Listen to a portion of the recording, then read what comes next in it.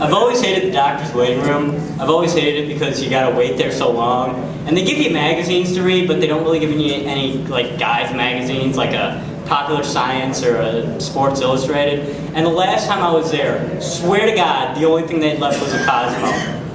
And apparently, I do put work before men. Okay.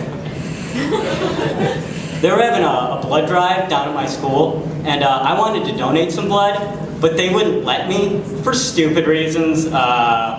My iron content, my weight, the fact that it wasn't mine.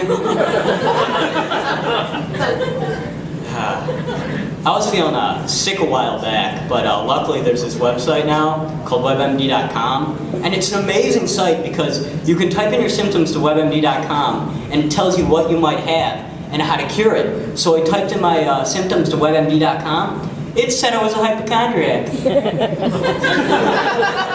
Enjoy that. That's one piece of intelligent comedy you're going to hear from me tonight. I Googled the word Google. It said, get a life. I've always hated the airport. I've always hated the airport because, you know, I'm a comic. I like to make jokes. And an airport is a place you're supposed to be serious. And I can understand that, but Detroit Metro Airport has just taken like the next step in just being a buzzkill by putting a big paper sign up right before security that says, security is a serious business, no jokes. So I'm like, all right, no jokes. But what about riddle? So I go to the guy scanning me down or whatever, and I say, okay, what am I bringing with me? That's dangerous, destructive, okay? And at this point has a very short fuse. Guy looks at me and says, yeah, I hate traveling with my mom too.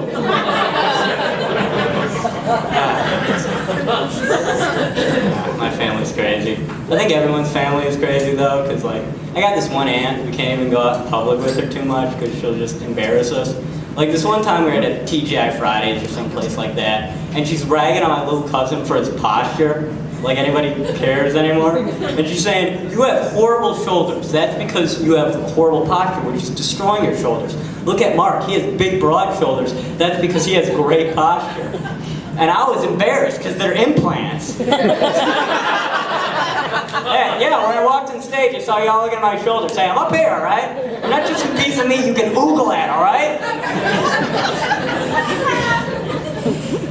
I was watching this thing on CNN a while back about drug use in American high schools. And they said the good news is the amount of teenagers buying illegal drugs is like dropping. But the overall amount of drugs teenagers are doing is staying about the same. And they're wondering where these kids get their drugs. And it turns out they're stealing their parents' prescription medications. That's what's happening. And I don't think that's fair, because, you know, my parents aren't depressed or anything, they're just old. What am I supposed to do? Hey guys, my blood's so thin right now. That's a great joke, all right? So I've always hated crossing the border from US to Canada, especially if you have to take the Ambassador Bridgeway. So me and my friends, we always try to like make a game out of it by we bet on how many questions the custom agent is going to ask us. And it's usually like 3 or 4 questions. You know, what's your citizenship, where you're coming from, stuff like that. But last time we did it, the guy asked me 13 questions. I've been asked less questions on a first date. And they're stupid questions he doesn't need to be asking, questions he can figure out on himself. Let me grab out my little paintbrush and paint you a picture, all right? I'm 19. My 3 friends in the car are 19. We show the guys our ID. It says we're 19. It's 8 o'clock, and the guy has the nads to ask, what are you doing in Canada? What are we doing in Canada? Well, first we were going to go paint some churches. Then we were going to go to a War 1812 battle site, but every time we do that, this nightclub comes out of nowhere. But the American agents give me it even worse, because they ask you even dumber questions like, are you bringing any citrus over the border? Citrus? Yeah, because that's what I go to Canada for. Lip smacking delicious orange juice. So we got a dog from the pound a little while back, and the people who owned it named the dog Grandma for some odd reason.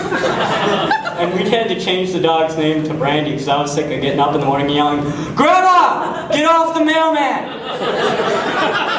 been lovely.